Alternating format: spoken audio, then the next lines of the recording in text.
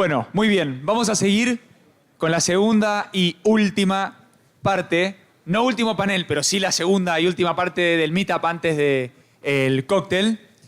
Vamos a seguir hablando de cripto. Bien. Pero esta vez no solamente de stablecoins. Vamos a hablar de cripto en la economía real. Bien.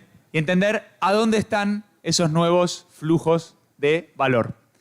Dicho esto, aquí atrás mío tengo a Santiago Juaros, que es Senior Manager de Circle, a Camilo Cristia, que es CEO de LB Finanzas, a Matías Simone, que es CEO de Land Token, a Ignacio Plaza, que es Managing Partner de Draper Cygnus, expresidente de la Cámara y fundador de la Cámara. Así que, Nacho, gracias por bancar hace tantos años. Y quien va a moderar, que es Miguel Fatore, que es CFO de esta casa, de la Bolsa de Comercio de Rosario. Así que, señores, gracias. Un aplauso y arrancamos con la segunda mitad del meetup. No, gracias Mariano y gracias a la Cámara también por permitirnos a la Bolsa moderar este espacio. Bueno, la idea es un poco charlar acerca del impacto de cripto en la economía real. Hoy en día el ecosistema cripto ya forma parte de las decisiones diarias de las personas, ¿no? De cómo pagan, de cómo ahorran, de cómo invertimos. Hace un ratito en el panel anterior los chicos contaban cómo las stablecoins habían venido también en cierta forma a solucionar algunos problemas que se daban, sobre todo en esta parte del mundo, en economías emergentes, con controles en los accesos de cambio, con países con mucha inflación, con mucha volatilidad. También cómo el ecosistema de cripto va acompañando las nuevas tendencias, ¿no? Hoy todo el teletrabajo, todo lo que son los pagos cross-border y demás. Entonces, bueno, la idea es un poco ver y charlar cómo el ecosistema de cripto va acompañando todos estos movimientos. Para arrancar por ahí me gustaría saber dentro de los productos que no es solamente fintech, ¿no? Es cierto que arrancó, ¿no? Primero como una etapa de especulación, después por una lógica pura en la parte de fintech, pero hoy ya se ha extendido a otras partes un poco de la economía. Y me gustaría saber cómo ven ustedes, hasta dónde están yendo estos nuevos flujos de valor, ¿no? de interacción de cripto dentro de la economía real y cómo han visto ustedes en el caso de la evolución de sus productos, ¿no? Las compañías que ya tienen algunos años, cómo han ido viendo la evolución de sus productos. ¿Quién quiere arrancar? Camilo. Bueno, ¿qué tal? ¿Cómo les va? A ver, cripto... En mi empresa estamos de 7 años y hemos pasado por todo, desde la especulación, de la muerte, el invierno, cuando cripto era lo último y lo mejor, ahora bueno, la IA parece el último y lo mejor. Esto es muy cíclico, ¿no? Como en Argentina. Siempre en la punta del ciclo parece que cripto tiene un montón de usos y va a transformar la economía, y en el valle parece que no sirve para nada y es para que estafen gente y especulen. Obviamente ninguna de las dos es 100% verdad ni 100% mentira. Lamentablemente hay casos de uso donde es especulativo y creo que dañino, y hay un montón de casos de uso que creo que son extremadamente positivos. Puntualmente en Argentina, bueno, harto conocido como una forma de refugio contra controles de cambio, IO contra presión impositiva, IO régimen altamente inflacionario, como pasa en un montón de países, sobre todo del sur del mundo. Y yo creo que se empieza ya a notar cómo se va embebiendo por detrás, sin que haya un caso de uso cripto específico, que tenga el nombre, que tenga el apellido, sino que por detrás, como vamos viendo que un pago internacional, por ejemplo, de una pyme, se usa stablecoin por detrás. Y vos decís, che, esto realmente es transformador en términos capaz más profundos que simplemente una persona comprando Bitcoin, que está buenísimo. Porque empezás a ver cómo es una herramienta que sirve para un fin, que no es simplemente adquirir la criptomoneda o invertir en una criptomoneda. Sea tanto para lo que es pagos cross-border de empresa o pagos cross-border de retail, en lo que vemos Pix, una funcionalidad súper usada en eso. Como cada vez empieza a haber para mí otros casos de uso con el crédito y demás que bueno, creo que varios de acá lo están explorando. Santi. Bueno, ¿qué tal? Buenas tardes a todos. Gracias ahí a la Cámara y a todos los partners ahí por la invitación. Estuvo muy bueno el panel anterior, donde se asentaron las bases de lo que son las stablecoins. Yo represento la empresa Circle. Para quien no conoce, Circle es una empresa americana, ¿no? Listada en la bolsa de de Nueva York, una empresa que hace infraestructura financiera para lo que sería la economía de Internet, mayormente conocida por ser quien respalda y quien emite la stablecoin USDC, que es una stablecoin de dólar. A mí me gustaría hablar de 3 casos de uso reales, ¿sí? Principalmente uno de los casos de uso que nosotros hacemos en la empresa. El primero tiene que ver con asistencia social, ¿sí? Nosotros trabajamos mucho con programas de asistencia social, mucho con la ONU, con ONGs, donde necesitan de alguna manera recaudar fondos o tener una asistencia de forma global. Hoy por hoy las stablecoins llegan a eso. Circle tiene un papel muy activo en esos casos de uso y de hecho hemos creado una fundación, ¿no? Circle Foundation es una fundación justamente que se encarga de esa cuestión de asistencia social. Tiene que ver con toda la cuestión, ¿no?, de envío de fondos de forma más segura, más transparente y demás, donde la asistencia ahí es fundamental. Como segundo caso, ahí Guido en el panel anterior habló de programabilidad, ¿no? Yo creo que hoy por hoy en la cabeza de cualquier CEO tiene 2 cuestiones, la innovación tecnológica y cómo la inteligencia artificial entra en un rol central, ¿no?, dentro de las estrategias de negocio. Programabilidad, sobre todo cuando trabajamos en blockchain y en especial con stablecoins, nosotros hemos lanzado recientemente un producto que se llama Nano Payments. Ya ni siquiera son micropagamentos, son nanotransacciones en milisegundos donde todo eso es posible a través de stablecoins. Hoy USDC soporta eso, ¿sí? Y varias empresas están adoptando ese tipo de caso de uso para que los propios agentes de inteligencia artificial empiecen a usar ese tipo de transacciones, ¿no?, con stablecoins. Y el tercer caso de uso que me gustaría comentarles acá es reciente. Creo que fue la semana pasada. La empresa Lemon anunció que, bueno, lanzó la tarjeta, ¿no?, que ya la tenían en la cartera de productos, con una reducción del 30%, ¿no?, de lo que son los impuestos cuando hay un pago en el exterior. Bueno, ¿cómo eso sucede? Nosotros tenemos un partnership muy grande con Visa también, donde todo ese tipo de transacciones, todo el settlement es hecho a través de stablecoins, es hecho a través de USDC. Y eso tiene un impacto real en el consumidor. O sea, claramente tiene una reducción del 30%, ¿no?, de lo que sería ese impuesto. Eso es posible a través de la infraestructura, ¿no? Todo lo que nosotros hacemos, y los compañeros del panel anterior estaban resaltando bien, es la infraestructura. Y acá quiero solo cerrar que, para mí, esta es mi visión, lo que era cripto ya se probó. Eso fue, desde nuestra perspectiva, el primer capítulo. Ya se probó que la tecnología funciona. Ahora el siguiente paso son atender otro tipo de preguntas como, ok, ¿cómo escalamos esto? ¿No? ¿Cómo vamos hacia las nuevas tecnologías? Y esto me parece que ya abre una incógnita al segundo capítulo, que es cómo empezamos a trabajar en una economía o en un sistema que está hecho para Internet. Mati, corriéndonos, ahí lo dijo Nacho, de un poco de lo que es puramente fintech y pago, que es lo que la gente más conoce, dentro, digamos, del área de ustedes, de lo que es tokenización de activos, de fideicomisos financieros, que es por ahí un poquito más reciente, ¿no?, dentro del ecosistema cripto. ¿Cómo ven el nacimiento y la evolución de ese negocio? ¿Qué tal? Buenas tardes. Soy Matías Simone, Land Token. Para los que no nos conocen, Land Token lo que hacemos es tokenizar campos, ¿no? Tokenizamos tierra productiva. Y cuando arrancamos, le pusimos Land Token y que tokenizamos, y era casi una aspiracional, porque esto fue en 2023, cuando no había una regulación para tokenizar. Entonces, arrancamos con un fideicomiso de administración, en donde le metimos un par de cláusulas para poder linkear los tokens que emitíamos con los certificados de participación, que estaba buenísimo, pero cuando vos ibas a la CNB o ibas a ver el respaldo legal de eso, el respaldo era el certificado de participación del fideicomiso. Si vos tenías el token y no tenías el CP, era lo mismo que nada. Entonces, estaba buenísimo, nos sirvió para ir, digamos, puliendo los procesos. Operamos desde el 23 hasta el 25 de esa forma, y ya después, cuando logramos una cierta escala en el negocio, dijimos, bueno, hay que cambiar de fideicomiso, no nos sirve que la gente entre a nuestra plataforma para invertir, queremos que entre por todo el mercado de capitales, queremos que sea mucho más escalable.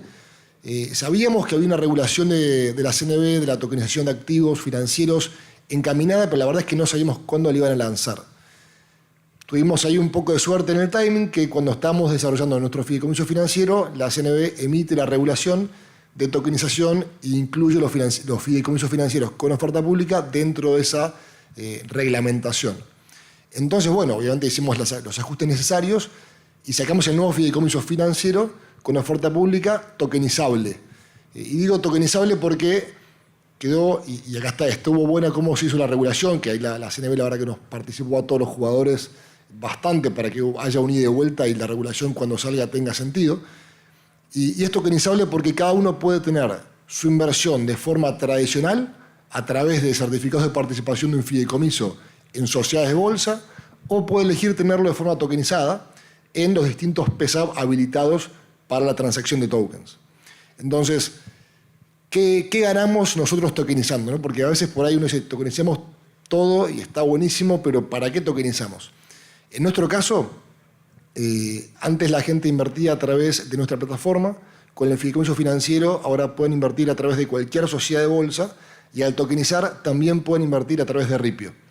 ¿Qué pasa? Cuando vos hablas con cualquier joven, digamos, que tenga menos de 25 años, todos tienen una wallet en su celular, o tienen un Mercado Pago, o tienen un exchange, tienen a Ripio, alguna wallet siempre tienen y la usan de forma activa. ¿Cuántos de ellos tienen la aplicación de Swalik y que la usen? Nadie, básicamente, son muy pocos. Entonces, la verdad es que estar, por ejemplo, en Ripio nos habilita a ampliar nuestro canal comercial a todo ese universo de gente que nunca va a abrir una cuenta comitente, pero que ya opera activamente con las distintas wallets. Aparte de eso, obviamente, tenés transaccionabilidad 24/7, no hay feriados, puedes comprar y vender cuando quieras, a cualquier hora. Y después tenés un montón de herramientas que estamos empezando a generar o casos de uso. Porque si vos querés, por ejemplo, agarrar tu Land Token en formato tradicional, en certificado de participación, caucionarlo, tomar un crédito, todo eso hoy es complejo. Pero ya sabemos que en el mundo DeFi o en los protocolos de blockchain es muy habitual poner un token como colateral, tomar un préstamo en USDC y nada, es algo habitual y son 2 clics. Entonces todas esas herramientas que son mucho más difíciles por ahí de implementar o lamentablemente un poco más burocrático en el mercado de capitales tradicional, es mucho más sencillo darles caso de uso en el mercado digital, si querés, ¿no? Sí. Nacho, vos, hace muchos años que estás en Venture Capital, seguramente has escuchado pitchear a muchísimas empresas o muchísimas startups tratando de resolver problemas de la vida diaria, ¿no? Hace, 12, 15, 20 años. ¿Cómo has visto que han ido evolucionando los problemas que quieren resolver y cómo se ha ido ayornando la tecnología cripto dentro del portafolio de ustedes? Está buena la pregunta. Sí, la verdad que pensaba hoy que hace 30 años estoy dando vueltas acá por la bolsa y cómo también las tecnologías que en un momento eran como revolucionarias después pasan a ser o embebidas de tal manera que no las ves. Como me acuerdo cuando pasamos del piso a los gritos a operar de una manera medio electrónica, híbrida, después internet, todo tenía como que llamarle el volumen, la tecnología en sí misma resaltaba demasiado y cuando desaparece es cuando realmente impacta y eso es un poco lo que está pasando con la tecnología de blockchain, de cripto, de decentralized ledger, como la queramos llamar. O DeFi o todas las segundas derivadas y primitivas que hay, ¿no? Entonces, por suerte, no sé, creo que a mí siempre me gustó que las cosas se apliquen al mundo real. Me acuerdo haber hecho un posgrado y mi tesis era una especie de hacer líquidos los commodities que estaban dispersos 2003, o sea, hace 23 años. Recién ahora, ¿no? Esto se empieza en una de las compañías que tenemos hilo real, que es muy curioso porque nosotros invertimos con Draper, donde la bolsa es inversor en nuestro fondo y también A3, o la versión anterior de A3. Y ahora esta última ronda la lideró Galicia y Bima, que son otras instituciones, y ellos ya están tokenizando más silobolsas, activos agrícolas dispersos o ganado y ya esos warrants tokenizados están sirviendo para hacer collateral en el mercado de futuros o para tomar préstamos o versiones futuras serán más DeFi. Entonces, me parece fantástico. Por ahí todavía no escaló porque recién se conectaron todas las piezas, pero digamos, hay un respaldo institucional, regulatorio y todo, que decís, bueno, esto va a explotar. Y ahí te iba a preguntar porque hace 4 o 5 años, creo que fue en el 2021, que ocurrió un evento que, al menos para mí en lo personal, fue clave en el mundo cripto, que es cuando se lanzó el primer ETF de Bitcoin, ¿no? El primer ETF de Bitcoin que se lanzó en octubre del 2021, donde ya pasamos la parte que eran solamente los privados los que invertían, ¿no? Ya tenemos un producto que está autorizado por la SEC, que permite una exposición directa al Bitcoin. Empezó a cambiar también la narrativa de los principales gestores de fondos, ¿no? Uno escuchaba a Larry Flink o los principales del mundo que al principio eran entre negativos y escépticos y se empezaron después algunos a invertir, a volcar en la tecnología.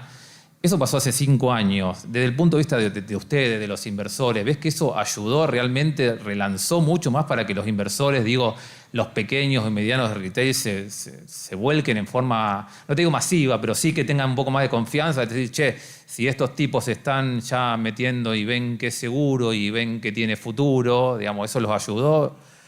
Sí, lo que pasa es que se ha valorado, o sea, los ciclos de cripto han sido mucho con activos de puro hype y no eran sustentables, mucho, llamarle, cosas endogámicas y que no tenían sustento, pero sirvieron como experimentos para probar primitivas, para evolucionar biológicamente, llamarle, genéticamente.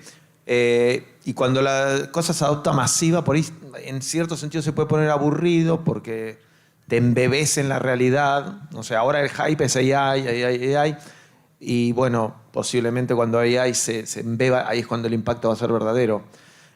Bueno, cuando las líneas telefónicas eran analógicas y ahora son digitales y después celulares y el ancho de banda va aumentando. Vos en su momento, que la línea fuera digital era un tema, hoy por ahí es obvio, es irrelevante. Y bueno, cripto está pasando a ser como un sustrato donde ya ni lo mencionabas, como se hablaba en la charla recién de stablecoins, pero a su vez que es cuando más valor te está dando porque te está transformando y se está embebiendo en todo. Nosotros invertimos también en, bueno, leemos también y en Travelex, que era tokenizar los tickets aéreos. Bueno, Travelex, bueno, en ese momento tokenizó los tickets aéreos, por ahí desapareció el mapa, de repente ahora está metido en un montón de aerolíneas, está creciendo al 500% anual. Le aumenta el margen a las aerolíneas, que el margen es 2%, le aumenta un 1,7% más, o sea, casi le duplica el margen, está creciendo exponencialmente. Hay otra compañía que se llama Menta, que es tickets para eventos tokenizados, que también está creciendo muchísimo, porque el mercado de tickets para eventos es súper shady. Y bueno, entonces, ¿pero qué? La parte de tokens se eliminó, la parte de NFT se eliminó, pero en realidad tecnológicamente lo sigue siendo. Entonces, digo, pasa eso. El momento del triunfo es el momento de desaparecer o de difuminarse como, llámale, como concepto en sí mismo.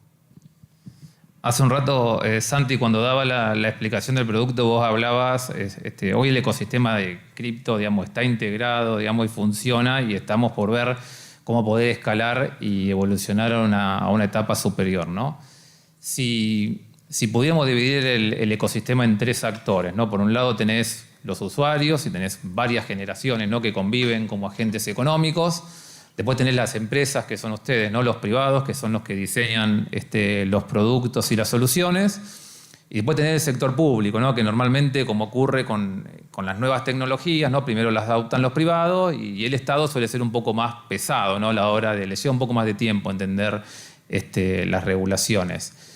Si tomamos los 3 actores por separado, ¿no? Desde el desarrollo de productos, desde el nivel de adopción de los usuarios y la comunicación de ustedes y del Estado, ¿qué porcentaje ustedes le asignarían a cada uno, ¿no? Como para poder superar este estadio e ir a una masificación o a un sistema, digamos, que fuera invisible, ¿no? Que fuera más masivo, ¿no? ¿Se entiende? Si tuviéramos que rankear, ponerle del 1 a 10, a nivel producto estamos en un 7 de 10, a nivel de adopción de gente 6 de 10 y a nivel de regulación, y la verdad que todavía estamos un poco lejos, hay productos que tenemos frenados porque todavía no tenemos la regulación al 100%. ¿Cuál creen que de las 3 patas es la que más deberíamos empujar? Es una excelente pregunta eso. Me parece que el lugar donde nosotros estamos un poquito con más oportunidades es en un poco la parte regulatoria. Y te quiero contar acá 3 hitos así, que por qué sustentan un poco eso. Después de cuando pasa, ¿no?, el Genius Act en Estados Unidos, automáticamente se disparan todo lo que es el consumo, la adquisición de stablecoins. Todo eso generó un nuevo mercado, ¿sí? Nuevos desarrollos, nuevos usuarios que están empezando a usar stablecoins por la primera vez. Entonces, eso marcó un precedente. El segundo que pasó en Europa es la ley MiCA. Entonces, de alguna manera se asentaron las bases para lo que es la regulación del mercado de capitales en activos digitales. Eso también marcó otro precedente. Se empezaron a fomentar nuevos productos digitales para una adopción masiva. Y el tercer caso es un poco más local, son nuestros vecinos de Brasil. Recientemente estamos en un mercado regulado y hoy por hoy únicamente las pesadas que tienen una licencia son las que pueden empezar a tocar cripto. Y ahí es un caso súper interesante porque hoy por hoy bancos como por ejemplo Itaú, BTG, mismo Nubank, son los principales encargados de alguna manera llevar las criptomonedas, llevar los activos digitales al usuario final. Entonces, hoy por hoy un usuario que tiene una cuenta corriente en el Banco Itaú directamente puede empezar a usar USDC para hacer algún pago cross-border o lo que sea. Entonces, respondiendo a tu pregunta, me parece que el punto donde más oportunidades tenemos es en la cuestión regulatoria, ¿sí? La cuestión de productos se va dando de forma natural en la medida que el marco normativo esté lo suficientemente robusto para empezar a crear casos de uso. Y después tenés lo que es la cuestión de adquisición, netamente en mercados retail y en mercado institucional, que se adecúan a las normativas que se van desarrollando productos.